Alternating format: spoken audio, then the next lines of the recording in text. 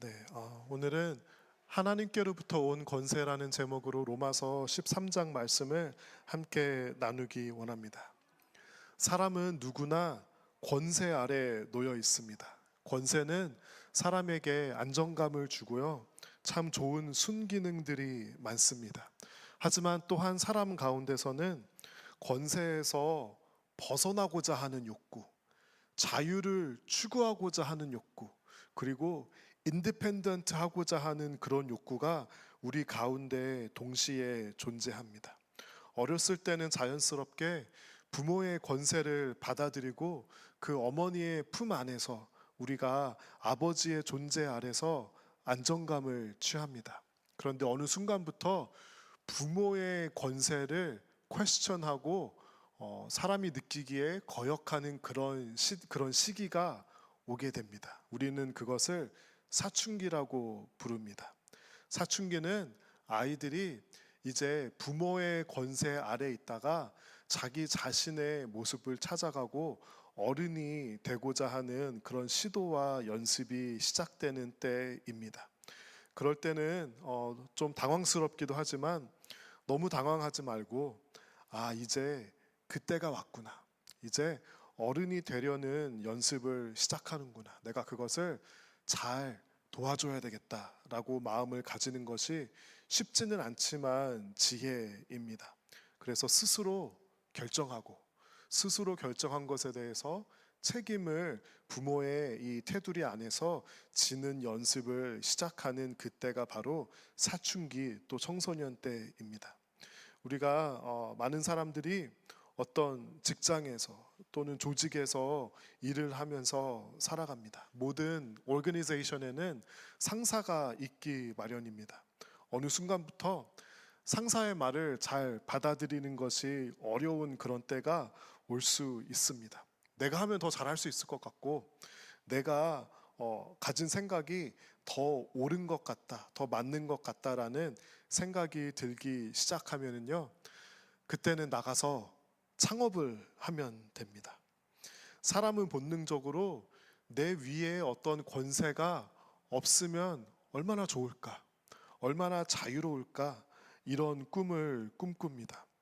하지만 사람은 누군가의 권세 아래 놓여 있지 않고 내가 어떤 조직에, 어떤 힘의 가장 높은 곳에 있을 때 사실은 변질되기 쉽고 타락하기 쉽습니다.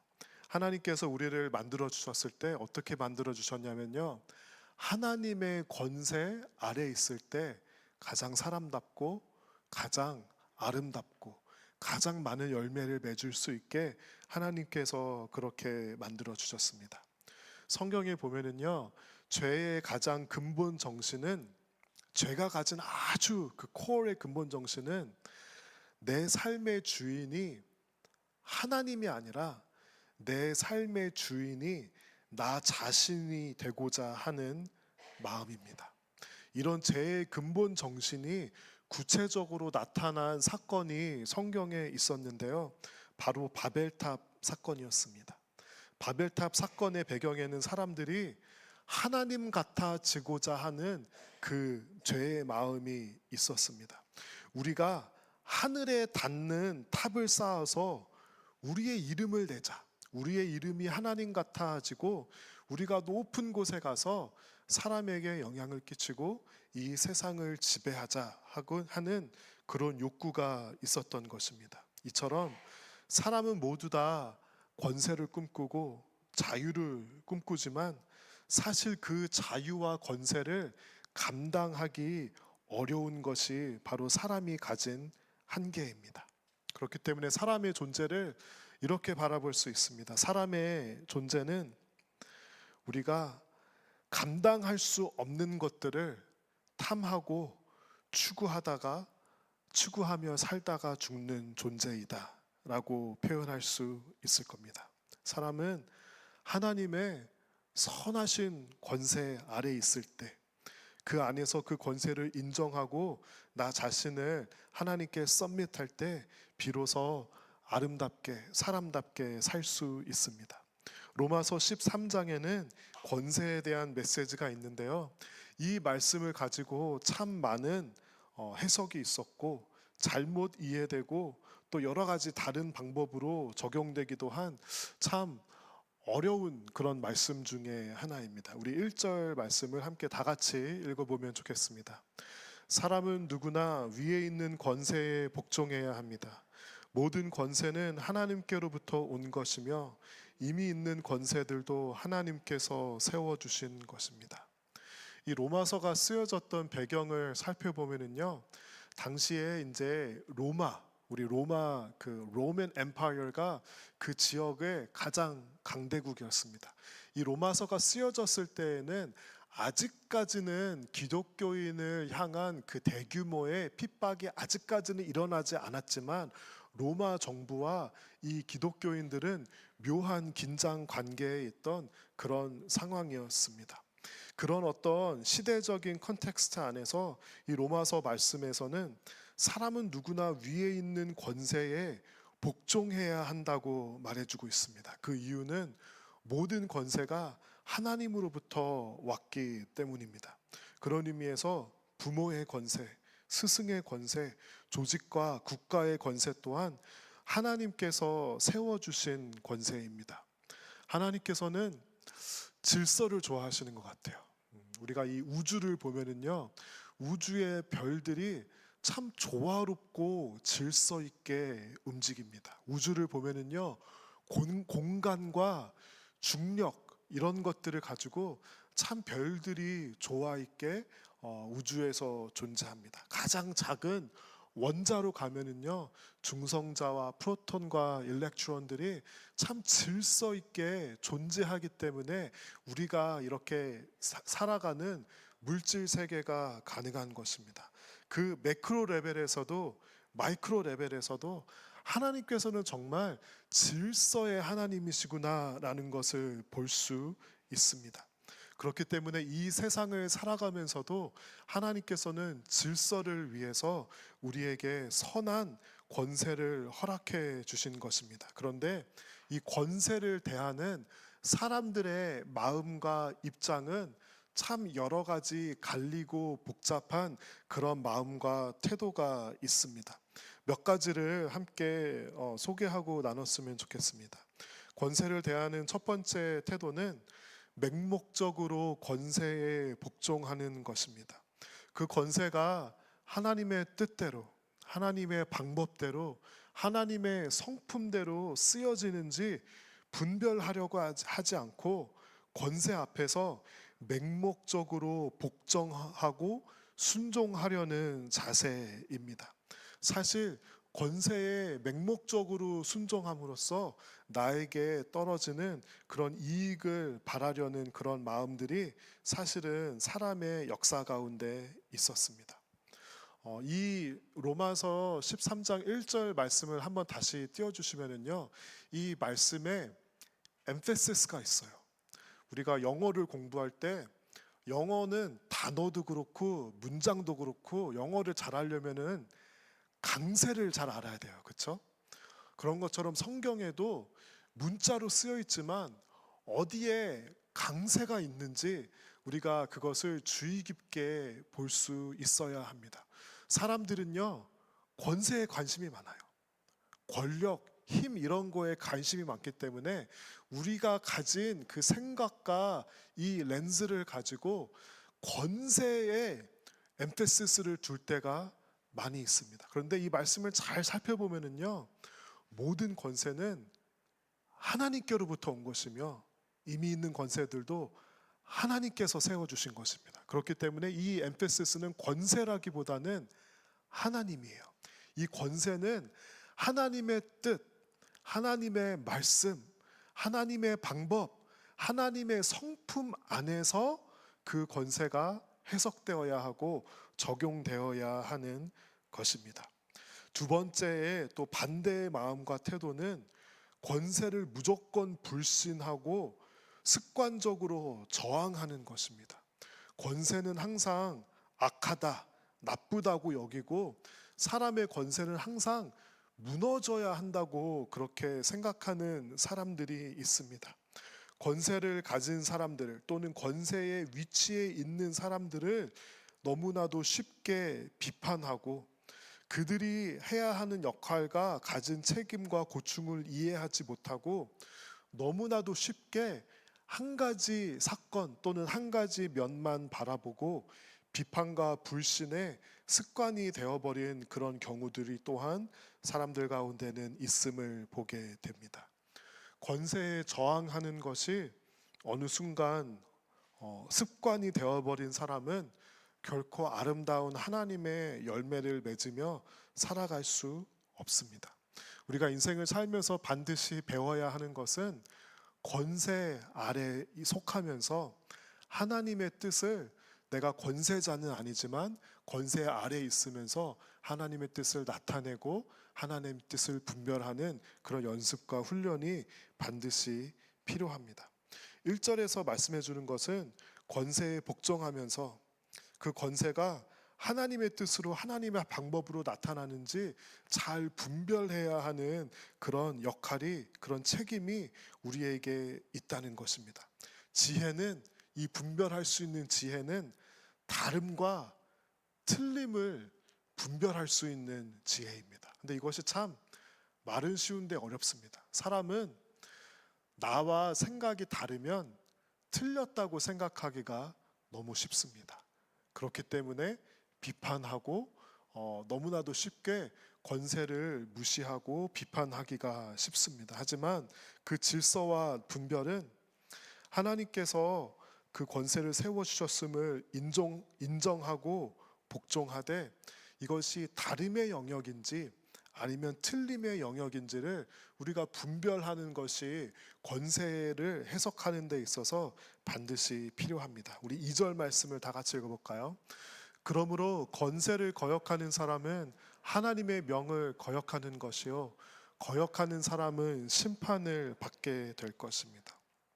부모님의 권세를 일단은 인정하고 존중하는 것이 필요합니다. 부모님이 다 옳기 때문이 아니라 그것이 바로 하나님께서 주신 권세이기 때문입니다.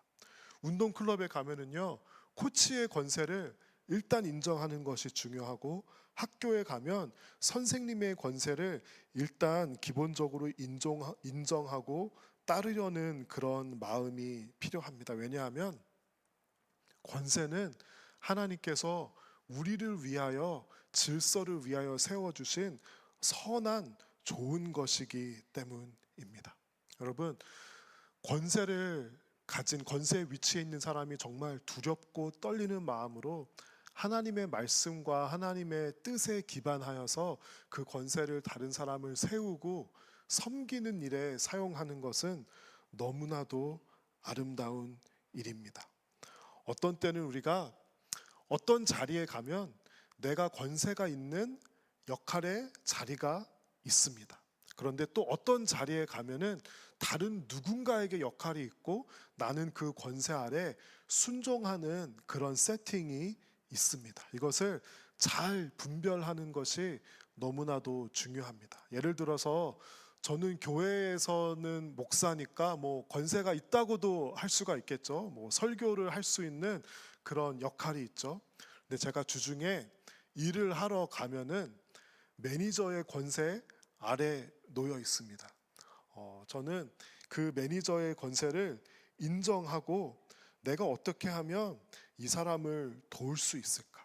또 어떤 자리에 가면은요, 저보다 나이도 어리고 직급도 낮지만 그 사람이 리더십의 역할을 수행하는 그런 세팅이 있습니다. 그런 자리에 가면 어떻게 나는 나에게 허락해 주시고 맡겨 주신 역할을 잘 맞춰서 그 사람을 도울 수 있을까? 이 일을, 이 사명을 도울 수 있을까? 그렇게 고민하게 됩니다.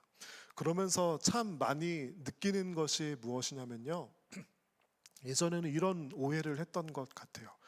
영향력을 끼치려면 권세를 가진 자리에 가야 영향력을 끼칠 수 있다라고 생각을 했는데요, 점점 살다가 보니까 권세를 가졌다고 생각하는 사람들이 사실은 그 권세를 행사하기가 어려운 경우도 참 많다고 느끼고요. 오히려 제가 요즘 묵상하는 것이 leading upward입니다. 내가 권세의 자리에는 있지는 않지만 어떻게 하면 내가 속한 자리에서 하나님의 뜻과 하나님의 영향력을 선한 방법으로 leading upward, 권세를 가진 사람에게 선한 방법으로 영향을 끼칠 수 있을까?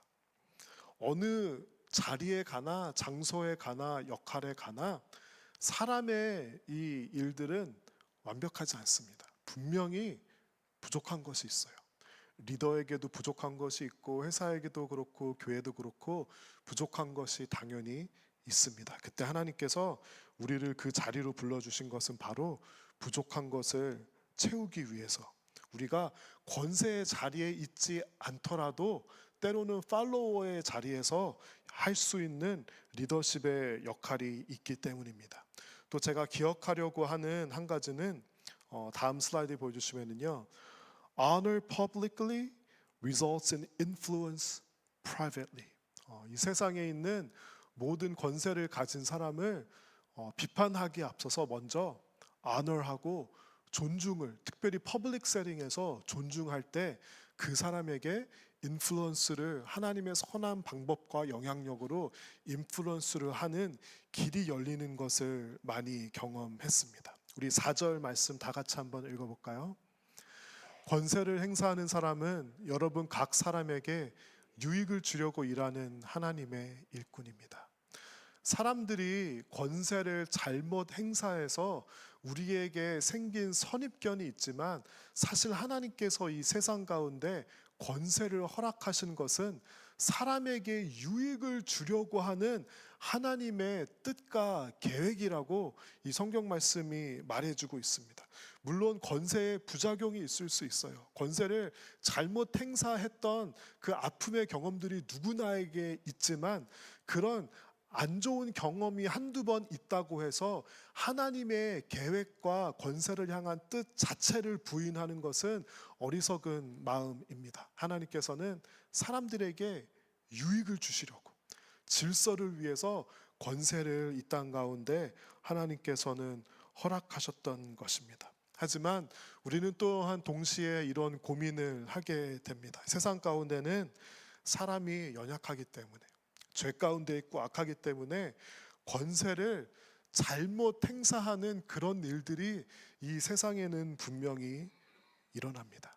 하나님의 뜻 밖에서 하나님의 방법과 성품과 다르게 권세가 행사될 때, 그때 우리는 어떤 마음과 어떤 자세를 가져야 할까요?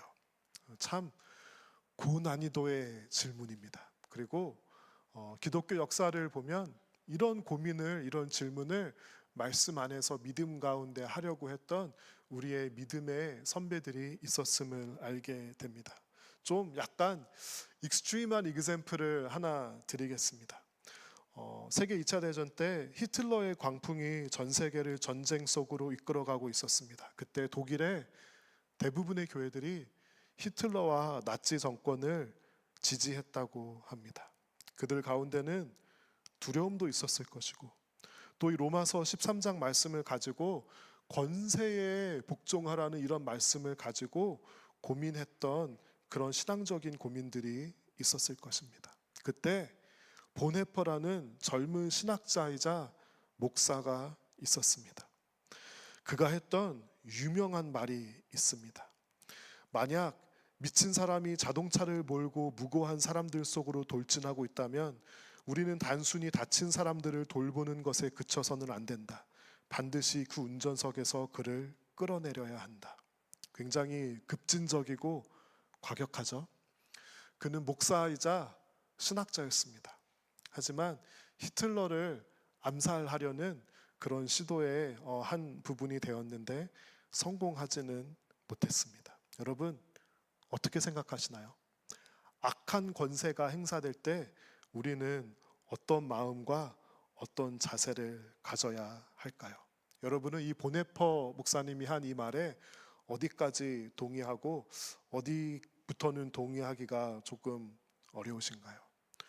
저도 살다가 보니까 인생에 한 2번 정도 잘못 행사되는 그 권세 가운데 씨름하고 고민했던 그런 결정들이 있었습니다.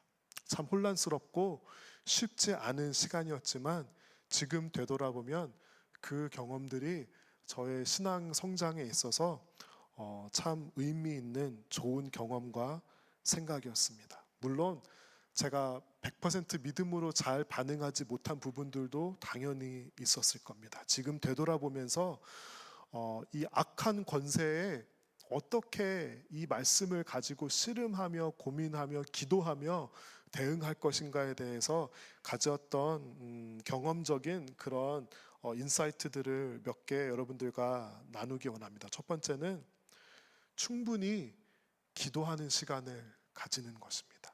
충분히. 그것이 한 1년이 될 수도 있고요. 충분히 기도하는 시간을 가지면서 분별하려고 노력해야 할 것입니다. 그리고 두 번째로는 나 자신을 먼저 되돌아보는 것입니다. 이것이 내가 혹시 다름과 틀림을 혼동해서 일어나는 일은 아닌지, 혹시 나 자신이 누군가의 권세 아래 놓여 있는 것을 습관적으로 거부하려는 그런 마음과 습관이 나에게 생긴 것은 아닌지. 그리고 세 번째는 이 일을 해결하기 위해 내가 하나님의 대안이 되기 위해 정말 그 더 오랜 시간 동안 노력하고 방법을 제시하고 그 일을 위해 헌신하자는 것입니다. 그리고 마지막 네 번째로는 이런 충분한 노력과 과정과 기도를 거친 다음에도 정말 그 권세가 하나님의 뜻과 방법대로 행사되지 않는다면, 그것이 지속된다면 나는 품위와 예의를 지키고 떠나자. 이것을 은혜로운 결별이라고도 표현할 수 있을 것 같습니다. 저항하면서도 잘못된 권세를 말하면서도 하나님의 성품을 나타내자. 이것이 그동안 했던 고민과 또 기도의 결과였습니다. 하지만 참 어려운 문제, 답이 누구에게나 동일하게 적용되지는 않을 수도 있는 그런 고난이도의 어떤 고민이라는 것을 인정합니다. 우리 7절 다 같이 한번 읽어볼까요? 여러분은 모든 사람에게 의무를 다하십시오. 조세를 바쳐야 할 이에게는 조세를 바치고 관세를 바쳐야 할 이에게는 관세를 바치고 두려워해야 할 이는 두려워하고 존경해야 할 이는 존경하십시오. 요즘에 참 관세가 핫 이슈인데 성경에서 관세가 나올 줄은 꿈에도 상상을 사실은 못했습니다. 여러분, 기독교인들은 이 세상에서 우리가 가진 책무를 다 하는 사람들입니다.